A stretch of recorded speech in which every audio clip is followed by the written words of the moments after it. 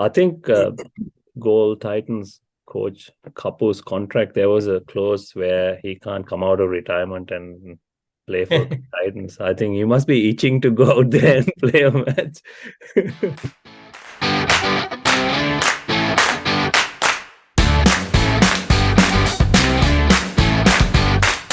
Welcome back to Sri Lankan Cricket Podcast. This is a LPL Roundup episode, and this episode is sponsored by djb47.com. Bora, LPL 23 has kicked off. They played a round in Colombo and Galle was leading the way there. Then they were in Kandy and Kandy team did really well up there. Now they're back in Colombo and Double started with a good win in Colombo. So we are heading towards the playoff stage of the tournament. There's a few more games to go. So far, it has been an interesting tournament with national anthems, then the sponsors.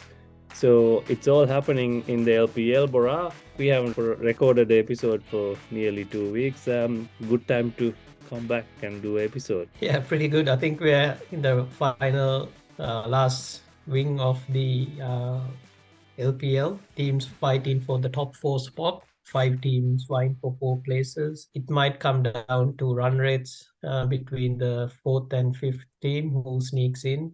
I think, yeah, you're right. Summing it up, Galle started the tournament strong, headed into the Kandy leg on top. Kandy pulled it back in the Kandy wing on the back of some strong performance from Wanidu, which we'll try to touch base on later on. Dambul also got a couple of wings, and now they've started the Colombo leg pretty strong. So they've both Kandy and Dambulla on the back of 3 back-to-back wins, which is good in tournaments like this to have momentum. Galle, on the flip side, has 4 back-to-back losses, which means a bit of they need to turn it around pretty quickly. Still can make it. You just need to make it to the top 4, get into the knockouts, and it's one performance or a few individual performance away from making it through. So some good games have been in play. For Jaffna, the team that I've been backing are a bit, I think they're pretty quiet. They're mid-table sitting in. Hopefully they'll probably get their act together in the last leg and push to retain their title or defend their title. So it's been interesting tournament with them. Let's have a look at the table quickly. So Dambulla with 4 wins, then Kandy, Jaffna, Colombo, and Galle at number 5. But as you said, a couple of games can change this because it's only 5 teams in this tournament. Interesting, if you look at the stats, Bora, interesting to see Wanidu Hasaranga batting number 3, and he's the top wicket taker, and he's among the top run scorers as well. So that's an interesting move by him to come up and bat at number 3. He's the captain, of course. He can decide where he wants to bat. But what do you think about this move? Yeah, look, firstly, I'd like to know who's making that call. It's a really good move. Why it's coming off well. Yeah, being the captain, he might be confident to make the choice. And, when you have guys like Angelo Matthews in the lineup, you can almost jump up the order and go with it. They've got a few. They have the Pakistan all-rounder as well, who's pretty good in terms of the back end of the over. So he doesn't need to stay and bat through the low end, where in the Sri Lankan team, they almost want him to be there at the back end of the overs. Maybe that's given him that freedom to say, look, I'll try to float wherever I can and express myself. And we're seeing a different side to him. I'm pretty sure a lot of even the national camps probably making note of these moves so that they can possibly use him in international cricket in a spot like this. No, definitely. It's good to see him batting with some responsibility as well. He's not throwing away his wicket. Babar Azam, he's the icon in this tournament. He's the biggest player in the tournament. He delivered with 100. He's topping the batting averages. 5 innings, 235 runs, 150. So, and the other guy is Tim Seifert for goal. He's got 250. So this round in Colombo will be very interesting. Look, I think the teams, looking at the teams, we spoke about how they've got a very strong Sri Lankan batting order and wicket keepers in that mix. So their format is going batting heavy and hoping to chase what's on.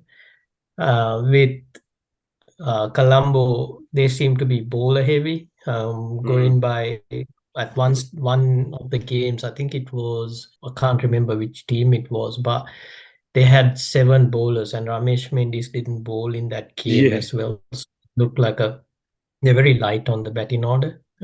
Top heavy is in the batting in terms of top 2 or 3. Now 3 because Dick Weller's hurt himself. Yeah. Babar Azam and Pathum Nissanka. So it kind of puts a lot of pressure on Babar Azam to score big. The big fish in the tournament, Babar Azam, David Miller for Jaffna. Yeah. They will Shoaib bring Malik. in some development. Shoaib Malik's back, yeah, the iconic player for Jaffna.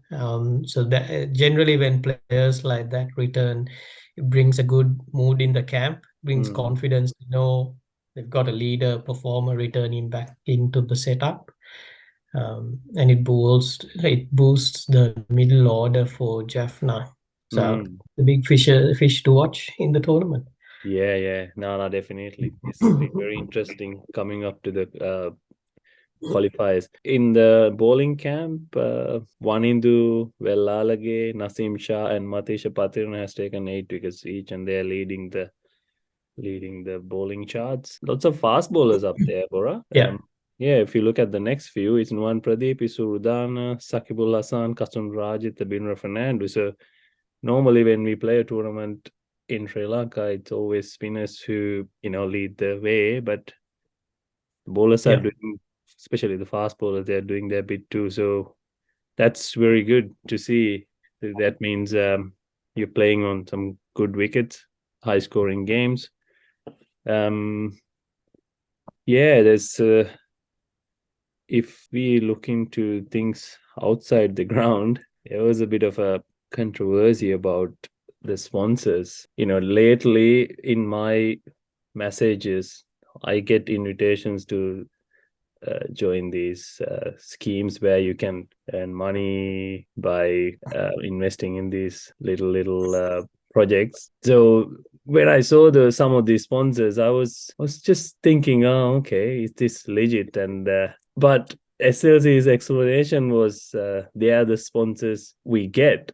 In the modern sport, it's you see a lot of betting companies involved sponsoring, especially football, but you see them not as a major sponsor, but we see of betting sites companies are as major sponsors in this tournament. So which is a bit of an eye opener, and it's a bit of a hot topic. But any thoughts on that, Bora? Yeah, well, look, firstly, I didn't realize there were that many betting companies out and about. It's very unheard. It might be a lot of Asian betting companies by the looks of it. Uh, in a regulatory environment, it's probably a bit uneasy, out there. Central banks probably a bit is keeping in their eyes check on what's happening there. Yeah, it just I think you summed it up there in terms of the sponsors. A Yeah, lot of sponsors. Some, I think, few of the teams are covering sponsors as well, so there might be an exit happening there. This, I think, it's something the franchises start need to think is there's possible revenue that you kind of miss out on team jerseys, caps that you can sell online. And with sponsors coming in and out, they kind of close that window. So yeah. yeah, Because that one. it feels like we've seen this before, Bora. There was Yeah, remember FTX, Sam Bankman-Fried. He went and sponsored everything, and we all yeah, know where that ended up. So there was an interesting Yeah. article on Sunday Times. I'll read a little bit from that. Like, serious concerns are being raised about the impact of gambling as well as network marketing sponsorships and partnerships on the ongoing Lanka Premier League tournament, where all teams advertise logos of gambling and online forex companies. So there are, I don't want to mention the names here. They like obviously they're the if you watch the game, you'll see all the names are this sort of platforms. We want this tournament to happen, but do we want this tournament to happen at any cost? That's the other question. But we'll keep an eye on the tournament. We are heading towards the playoffs. Exciting part of the tournament. So Exciting. mm, Few games remaining. Just looking at the remaining games for goal, they've got two games that they need. It's must win at this stage. yeah, For the other games, they need to win one and hope some of the results go their way.